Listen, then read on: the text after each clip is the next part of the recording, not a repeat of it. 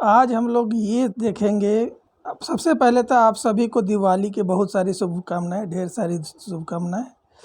और आज हम लोग ये चर्चा करेंगे कि जो स्टॉक मार्केट पे एक स्कैम जैसी चीज़ हो रही है, या कहो कि स्कैम हो ही रही है, आज उस चीज़ पर हम लोग डिस्कस करेंगे।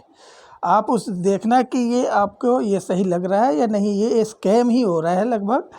तो आपको आइए उस पर चर्चा करते हैं। तो सबसे पहले आपको स्टॉक मार्केट का बेसिक जो है वो बेसिक समझते हैं। तो बेसिक क्या है स्टॉक मार्केट का? स्टॉक मार्केट में तीन तरह के लोग जो है ट्रेडिंग करते हैं। वो कौन कौन से हैं? एक FII है। कौन है? FII कौन है? Foreign institution investor. दूसरा है कौन? DII। ये कौन है? Domestic institution investor. तीसरा है हम लोग, जो रिटेलर बोलते हैं जिसको, ठीक है, वो थर्ड हुआ रिटेलर। तो रिटेलर वही हुआ जो 10,000, 20,000, 25,000, 50,000, 1,00,000, 2,00,000 से इंट्राडे ट्रेडिंग करते हैं और इंट्राडे ट्रेडिंग करते हैं, और हफ्ते 10 दिन के लिए जो ट्रेडिंग करते हैं वो रिटेलर हुए। ठीक है, तो तीन तरह के मार्केट में ट्रेडर हैं। FII उसको कहते हैं जो फॉरेन के हैं, जैसे मान लीजिए कोई जो दुबई से, सिंगापुर से या अमेरिका से, कहीं US से, कहीं से भी जो इंडियन मार्केट में इन्वेस्ट कर रहा है उसको फॉरेन इंस्टीट्यूशन इन्वेस्टर कहते हैं। डोमेस्टिक इंस्टीट्यूशन किसको कहते हैं?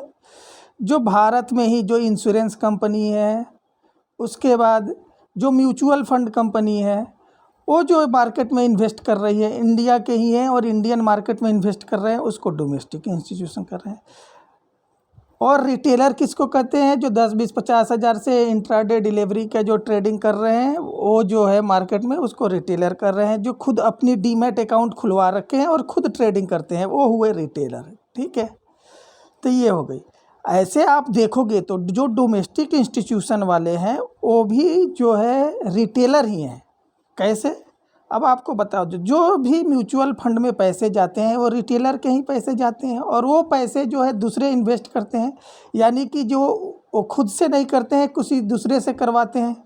ठीक है, उनका जो इन्वेस्टर है कोई और है, लेकिन जिसकी स्किल इस्तेमाल होती है वो म्यूचुअल फंड वाले की होती है, लेकिन पैसे तो रिटेलर की ही हैं।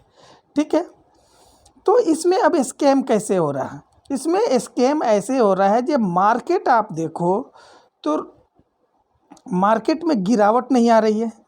ठीक है, तो आप पूछोगे कि मार्केट में गिरावट नहीं आ रही है तो इसका मतलब ये थोड़े हुआ कि इसमें स्कैम हुआ। हाँ, इसका मतलब ये हुआ कि इसमें स्कैम हुआ। कैसे? अब आपको मैं बता रहा हूँ कैसे।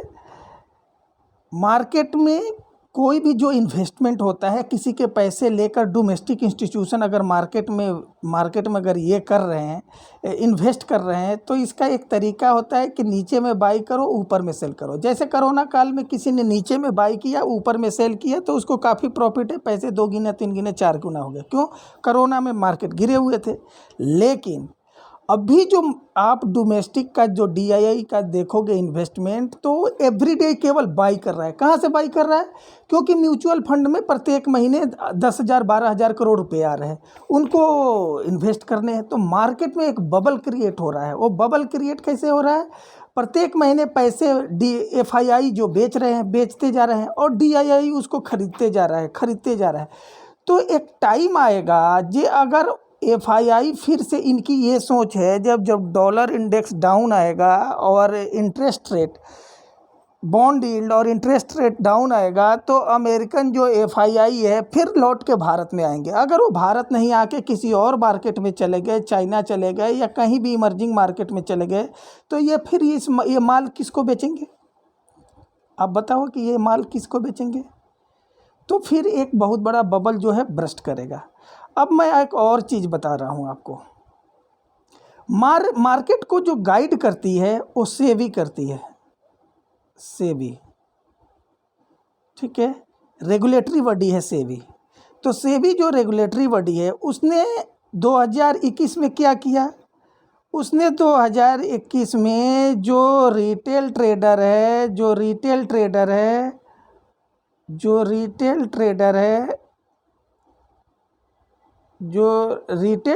है उसकी जो मार्जिन मनी थी, मार्जिन मनी समझ रहे हो, जैसे आप 1000 मार्केट में लगा के और 2000 का माल खरीद सकते हो, तो जो आपको 1000 रुपया उसके ऊपर मिला तो आपकी मार्जिन मनी हुआ। तो मार्जिन मनी सेबी ने 2021 में मार्जिन मनी जो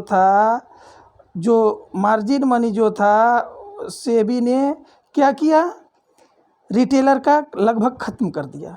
तो जो मार्जिन मनी ख़त्म कर दिया रिटेलर का, तो मार्केट जो चलता है डिमांड एंड सप्लाई से चलता है। तो रिटेल मार्केट कैसे चलता है, डिमांड एंड सप्लाई, ठीक है, सप्लाई चलेगा। अगर डिमांड कम है सप्लाई ज़्यादा है तो मार्केट गिरेगा, अगर सप्लाई कम है डिमांड ज़्यादा है तो मार्केट बढ़ेगा। तो अगर मार्केट ऊपर जा रहा है तो डिमांड ज़्यादा है, सप्लाई कम है तो मार्केट ऊपर जाएगा। अगर मार्केट नीचे जा रहा है तो सप्लाई ज़्यादा है और डिमांड कम है, सप्लाई मतलब बेचने वाले लोग ज़्यादा हैं, खरीदने वाले कम हैं, तो मार्केट नीचे जाएगा। उसी तरह अगर मार्केट ऊपर जा रहा है तो खरीदने वाले ज़्यादा हैं, बेचने वाले कम हैं, तो मार्केट ऊपर जाएगा। तो सेबी ने किया क्या कि रिटेलर का मार्जिन मनी घटा दिया। तो मार्केट से रिटेलर आउट हो गए। तो मार्केट से जब रिटेलर आउट हो गए तो डिमांड सप्लाई से ये खरीदना, ये सप्लाई जनरेट कर सकते हैं ना डिमांड जनरेट कर सकते हैं। तो मार्केट से रिटेलर को ख़त्म कर दिया सेबी ने। अब ये गेम रह गया किसके बीच में, DII और FII के बीच में, FII और DII के बीच में, ठीक है। और जब रिटेलर के हाथ से आपने मार्जिन मनी हटा दिया तो रिटेलर जो है कैश में मार्केट में खरीदारी कर ही नहीं सकता, क्योंकि पैसा बहुत ज़्यादा लगता है और उतना आपको मार्जिन मनी मिल नहीं रहा है, तो उतनी क्वांटिटी मिलेगा नहीं। और 50-100 शेयर लेकर आप कौन सा प्रॉफिट जनरेट कर लोगे और लॉस जनरेट कर लोगे। अगर सपोज करो किसी के पास 10,000 रुपया है और उसको 40 टाइम्स मार्जिन मनी इंट्राडे में मिल रहा है और डिलीवरी में उसको 10 गुना या 15 गुना मिल रहा है, तो वो 400 का शेयर 1000 खरीद सकता है। यानी कि 10 × 40 4 लाख हो गया। तो 400 का शेयर अगर 1000 खरीद लिया, सपोज करो SBI ही 1000 खरीद लिया, तो SBI का रोज़ का movement 10 point ups and down से, तो 10,000 से 10,000 पर डे कमा सकता है। लेकिन मार्जिन मनी ख़त्म कर दिया, यानी कि रिटेलर को ख़त्म कर दिया गया और उसको ऑप्शन में जाने के लिए मजबूर कर दिया गया कि आप लॉट साइड ऑप्शन का कर दिया गया, बैंक निफ्टी का 15 का 1500 2000 में जुआ खेल रहे हैं रिटेलर ऑप्शन में जाकर। और मार्केट में को प्रभावित वही कर सकता है जो आप कैश में खरीदारी करेगा। कैश में खरीदोगे तब भी जो डिमांड आपको जनरेट कर सकते हो, या कैश में सेल करोगे तब भी आप सप्लाई जनरेट कर सकते हो। बाकी फ्यूचर एंड ऑप्शन जो है एक वर्चुअल मार्केट है, एक सांकेतिक मार्केट है, उससे डिमांड एंड सप्लाई जनरेट नहीं होता है, ठीक है। डिमांड एंड सप्लाई जो जनरेट होता है आपको फिजिकल में, जो आपको शेयर प्राप्त होंगे जो 24 या 48 घंटा में आपको ब्रोकर जो प्रोवाइड करता है शेयर, वो आप कैश में खरीदोगे तब भी हो पाएगा, ठीक है। तो मार्जिन मनी के चलते रिटेलर अब कैश में तो खरीदता नहीं है। तो इसके कारण से ये सारी चीज़ सेबी ने एक गेम कर दिया कि रिटेलर का जो है, रिटेलर का वो मार्जिन मनी ख़त्म कर दिया। तो अब ये गेम जो है केवल FII और DII के बीच में रहा। अगर मार्जिन मनी सपोज कीजिए, अगर मार्जिन मनी अगर रिटेलर का होता तो FII के तरफ अगर दोनों अगर एक साथ हो जाता है, FII या रिटेलर, तो मार्केट अगर DI बेचता भी या खरीदता भी तो भी मार्केट ऊपर चला जाता या नीचे जाता। अगर FII खरीदता और DII और रिटेलर भी अगर साथ हो जाते तो उसके उल्टा मार्केट चला सकते थे। लेकिन अब ऐसा नहीं हो रहा है, मार्केट में वोलेटिलिटी कम हो गया है। बैंक निफ्टी का मैक्सिमम जो है, मैक्सिमम 300 और 150 और 200 पॉइंट का चाल ही रह गया है, ठीक है। तो मार्केट की वोलेटिलिटी जो कम हो गया है।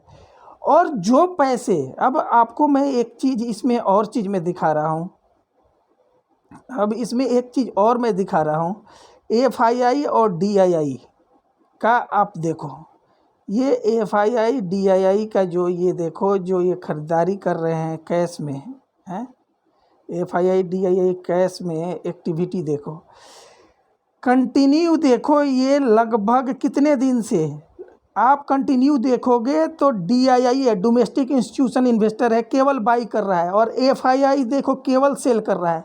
तो ये जो DII जो प्रत्येक महीना म्यूचुअल फंड में 10,000 से 12,000 करोड़ रुपया ये जो आ रहा है इसमें DII में, और ये केवल बाई कर रहा है, इसको बाद में जब ये बेचना चाहेगा तो कौन खरीदेगा? अगर FII ने बाद में लौट के यहाँ इंडियन मार्केट में नहीं आया तभी इसको कौन, रिटेलर खरीदेंगे? नहीं खरीदेंगे। तो रिटेलर को मार्केट से साइड कर दिया गया है, उसकी मार्जिन मनी हटाकर, और DII जो है, जो म्यूचुअल फंड के रिटेलर के ही जो पैसे उससे खरीद रहा है, ऊंचे भाव पे खरीद रहा है, जिसके चलते जो बाहर के भी इन्वेस्टर हैं उनको जो इंडियन मार्केट जो है वो महंगी लग रही है। अभी उनका मानना है कि इंडियन मार्केट जो है अभी में इन्वेस्ट नहीं करना चाहिए। तो जब ये DII जब बेचना चाहेंगे तो इनसे माल कौन खरीदेगा? तो एक बबल फटेगा और मार्केट में बहुत बड़ी क्रैश आ जाएगी। अगर यही रिटेलर का ये बबल क्रिएट नहीं होता, अगर रिटेलर का मार्जिन मनी इन्होंने नहीं घटाया होता और DII का साथ नहीं दिया होता, DII इन्होंने रिटेलर का जो मार्जिन मनी घटाया, इससे मार्केट को इम्बैलेंस कर दिया, जिसके कारण से मार्केट में ये बबल क्रिएट हो रहा है, जिससे अगर कभी भी ये मार्केट क्रैश होगा तो हर घर में, हर जितने भी जॉब करने वाले हैं जो 10,000, 15,000, 20,000 का ये कर रहे हैं, अपना SIP कर रहे हैं, तो काफ़ी हाहाकार मचेगी, काफ़ी लोगों को घाटा लगेगा, और वो 10 साल के बाद उनको कुछ नहीं होगा, जो पैसे SIP कर रहे हैं वो भी जीरो होगा। Thank you.